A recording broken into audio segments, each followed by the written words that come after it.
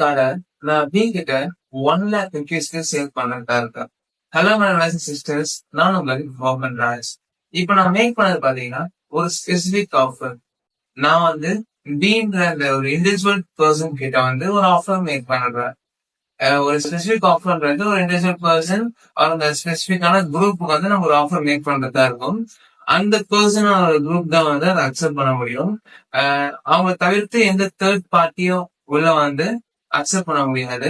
அதுக்கு நம்ம கேஸ்ல பார்க்கணும். போல்டன் வெர்சஸ் ஜோன்ஸ் 1857ல நடந்த கேஸ் இது.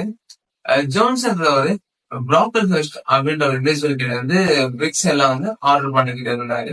வீட்டுக்கு செங்கல்லாம் வாங்கிட்டு இருந்தாரு. சோ அப்படியே என்ன ஆகுதுன்னா, ப்ராக்கல் ஃபர்ஸ்ட்ன்றவர் அந்த ஓனர்ஷிப் அந்த பிசினஸ் வந்து போல்டனுக்கு சேல் பண்ணிடுறாரு. சோ இதை பத்தின எந்த விதமான இன்ஃபர்மேஷனும் வந்து ஜோன்ஸ்க்கு சென்றடையல.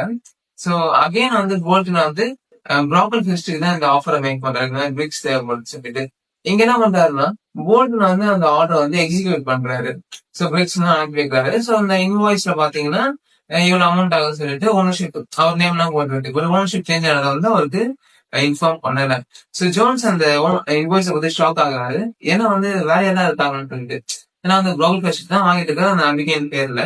சோ இப்ப பாத்தீங்கன்னா வந்து போல்டன் வேற யாரா இருக்கான்னு சொல்லிட்டு அமௌண்ட் எல்லாம் பே பண்ண மாட்டேன்னு சொல்லிடுறாரு.